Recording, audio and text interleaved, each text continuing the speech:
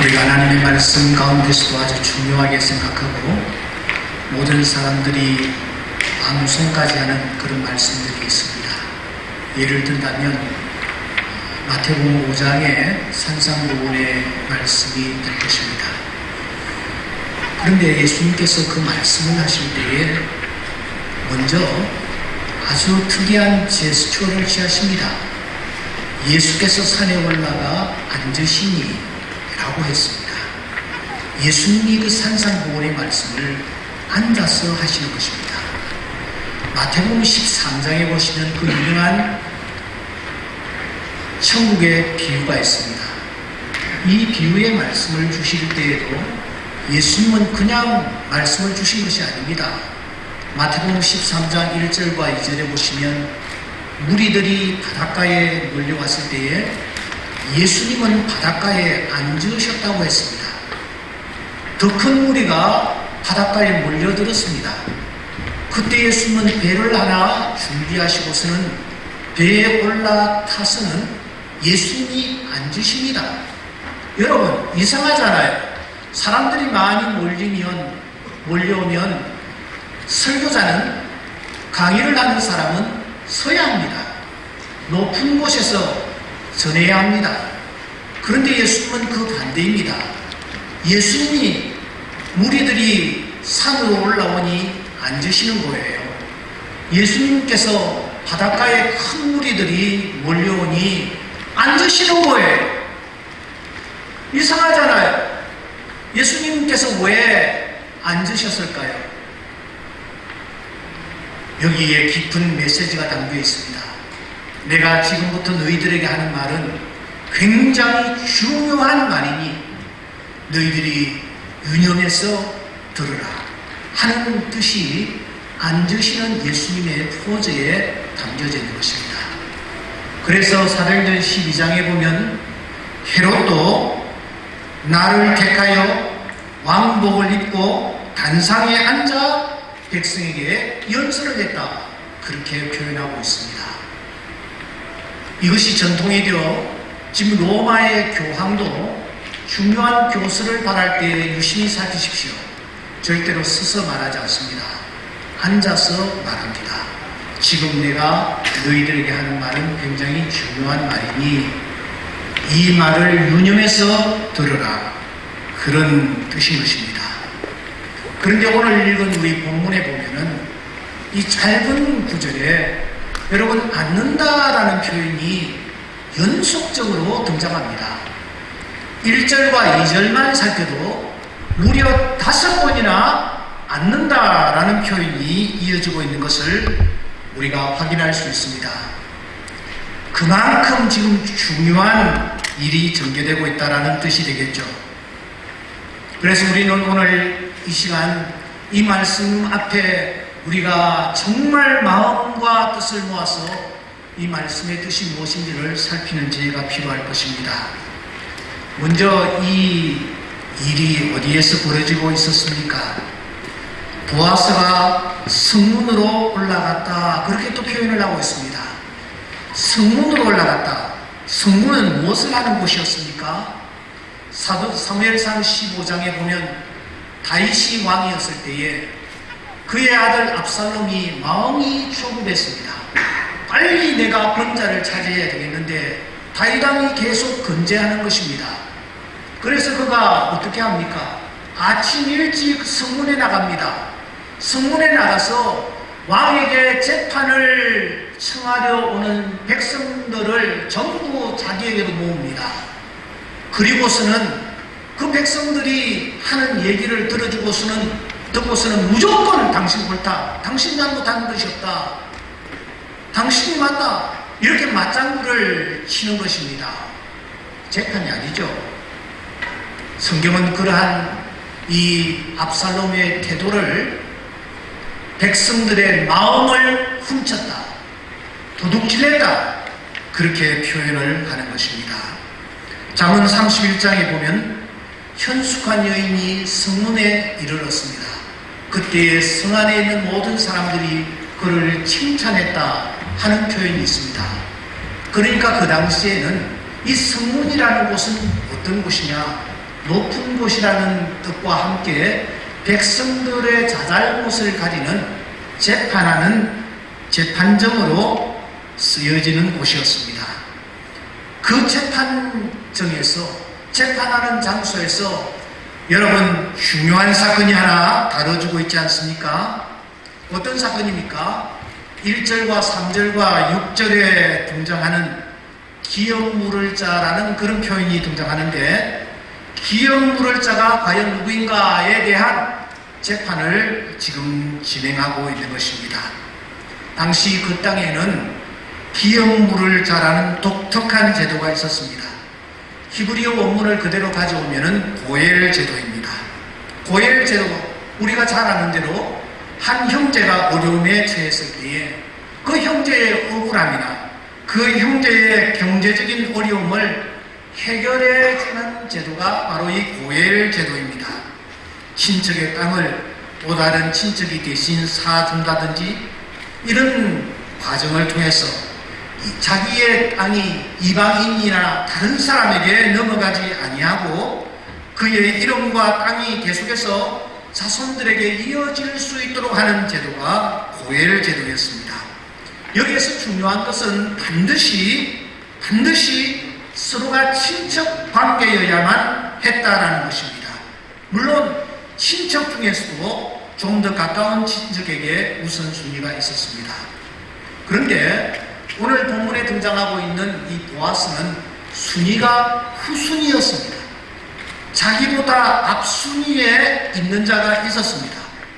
그런데 가만히 보니 분명히 지금 기업 물을 일이 생겼습니다. 그런데도 불구하고 이 사람이 자기 의무를 제대로 하지 않는 것이 아닙니까? 자일필입니다. 내몰라라 하고 있습니다. 하다못해서 보아스가 재판정을 연 것입니다. 성읍에 계시는 장로님 8분까지 동원해 가지고서는 공개적으로 그 사람의 의사를 한번 타진해 보려고 한 것입니다. 그 재판이 여러분 어떻게 진행되었습니까? 결과는 어떻게 되었습니까? 룻기서 4장 4절 말씀해 보시면 앞순위를 가진 이 사람이 내가 모르겠소, 내가 이 일을 행하겠소, 이렇게 선선히 답을 하는 것이 아닙니까? 자신이 책임을 감당하겠다라는 것입니다. 그러면 여러분 끝난 것입니다. 은혜롭게 잘 그 재판이 끝난 것입니다. 이제 재판을 종료하면 되는 것입니다.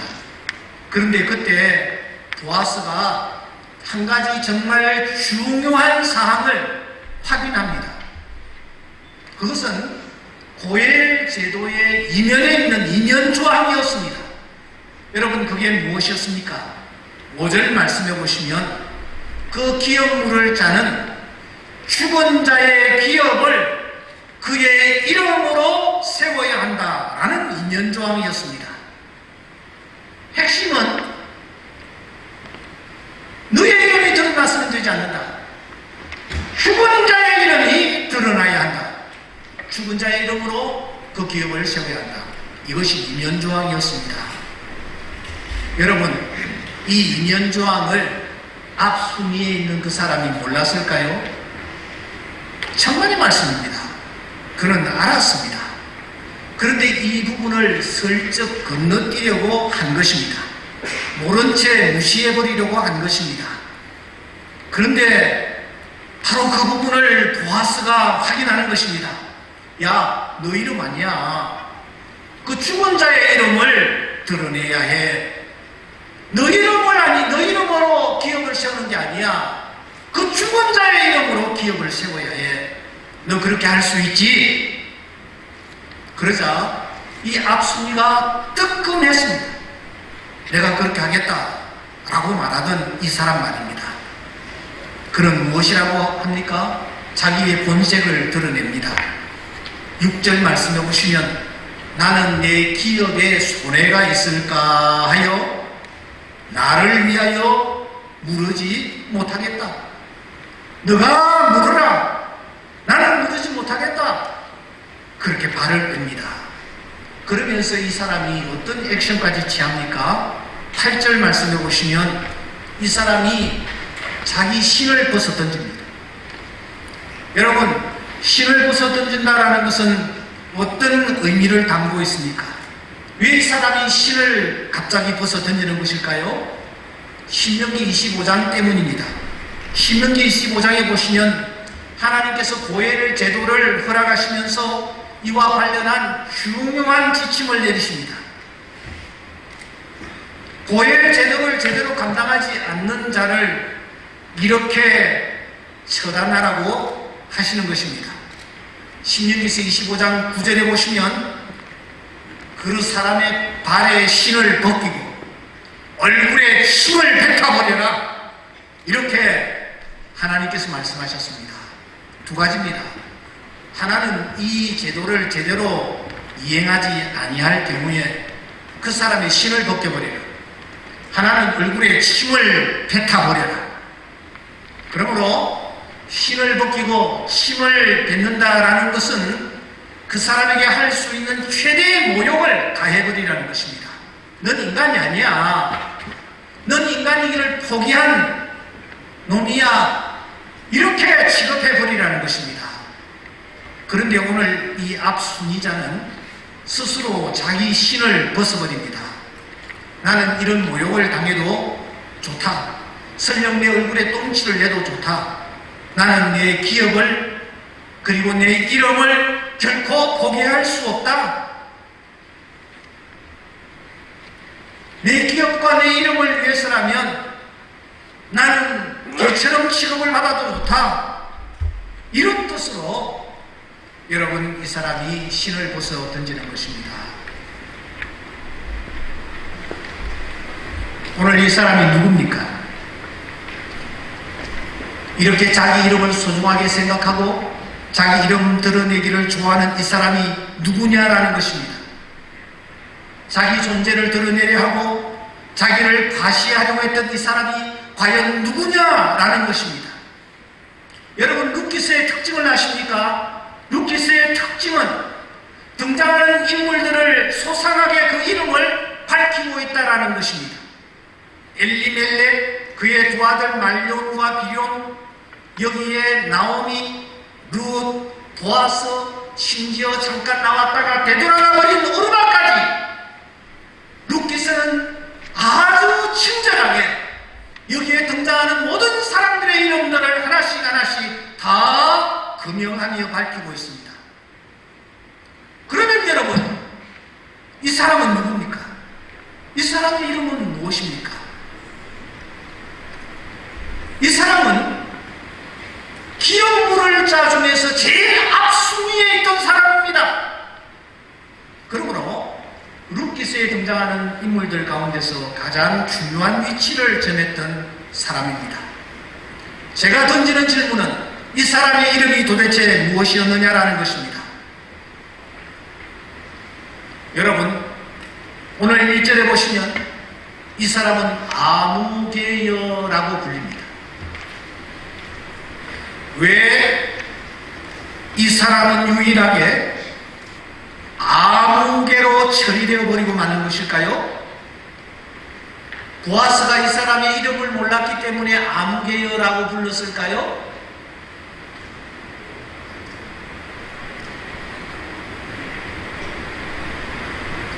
보아스도 그렇고 이 아무개 씨도 그렇고 이들 다 베들레헴 사람들입니다.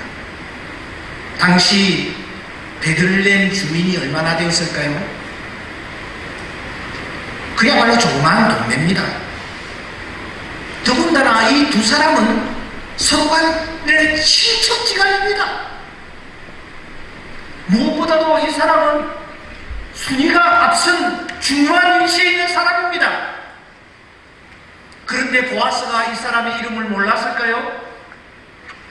몰랐기 때문에 아무개여 이렇게 불렀을까요? 저는 보아스가 이 사람의 이름을 알았다라고 확신합니다. 저는 보아스가 이 사람의 이름을 불렀다라고 확신합니다. 그런데 왜 성경은 이 사람을 아무개여라고 불렀다고 기록하고 있을까요? 바로 여기에 깊은 뜻이 있습니다. 오늘 룻기서 4장 22절 룻기서 마지막 부분은 이렇게 끝을 맺습니다. 오벳은 이새를 낳고 이새는 다윗을 낳았더라. 이로 보건대 룻기는 사사시대에 기록된 책이 아닌 듯해 보입니다. 왜냐하면 저 후대에 살았던 다윗이 룻기서의 금명이 되고 있기 때문입니다. 후대의 누군가가 룻기서를 기록했습니다. 그러면 도대체 누가 이 룻기를 기록했을까요? 룻기의 저자가 누군지는 모릅니다. 하지만 분명한 것 하나는 이 룻기의 저자가 누군지는 모르지만 성령의 감동하심을 입어서 이 룻기서를 기록했다라는 것, 이것은 틀림없는 사실입니다. 성령께서 감동하셔서 이 룻기를 기록하게 하셨습니다.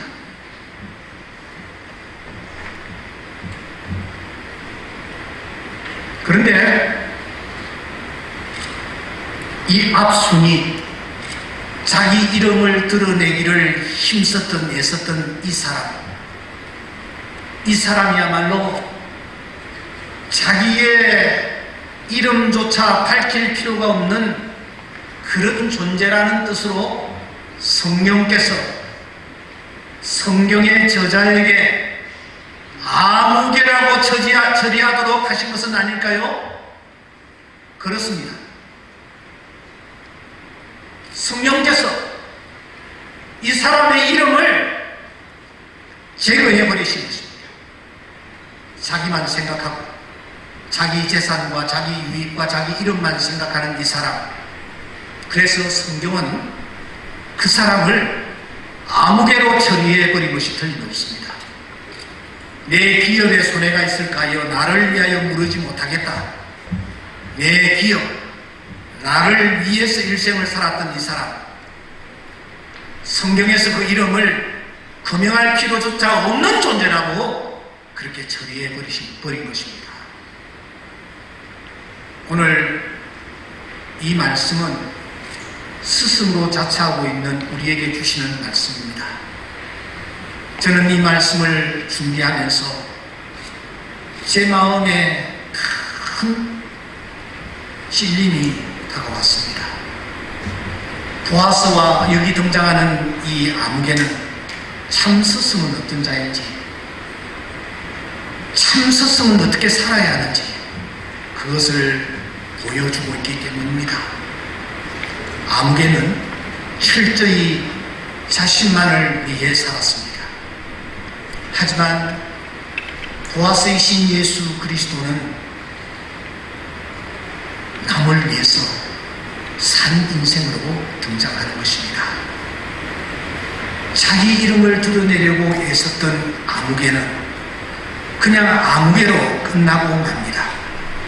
말년보다 기론보다 여기에 등장하고 있는 오르바보다 더 못한 존재로 성령께서 처리해 버리시는 것입니다. 우리가 지도적 위치에 있습니다. 어떠세요? 여러분, 누군가가 나를 존경하고 있다고 생각합니까?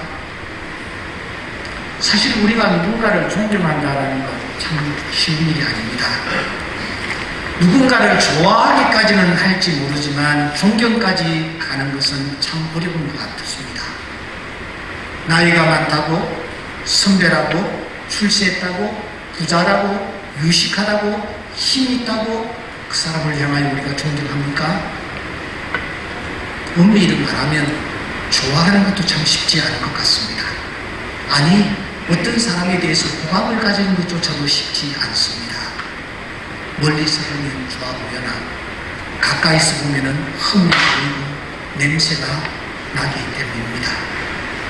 오늘 이 모임에 참석하신 모든 분들은 예외 없이 다 어르신들입니다. 리더로 자처하는 분들입니다. 아니, 스승들입니다. 지도자의 위치에 있다라고 스스로 자처하고 있습니다. 오늘 우리가 한번 돌아보십시다. 나는 정말 존경받을 만한 지도자인가? 그래서 나는 존경을 받고 있다라고 생각하는가? 성령께서 보실 때에, 하나님께서 보실 때에 나의 이름을 어떻게 처리하고 계실까? 우리가 우리 자신들을 돌아보면서 하나님 앞에서 부끄러울 것이 없는 남은 생애를 구가해 가기로 다짐하는 이런 은혜가 우리 모두에게 있기를 바랍니다. 기도드리겠습니다. 하나님 아버지, 중요한 위치를 점하고 있던 이 사람, 성령께서는 아무개로 처리해 버리셨습니다. 우리가 우리 이름을 드러내려고 할 때가 참 많습니다. 우리를 긍휼히 여겨주시고 주님처럼 겸손히 다른 사람의 발을 씻기며 남을 나보다 낮게 여기며 주의 일을 감당하고 주어진 사역을 감당할 수 있는 우리 모두가 되게 하여 주시옵소서. 예수님 이름으로 기도를 올리옵나이다.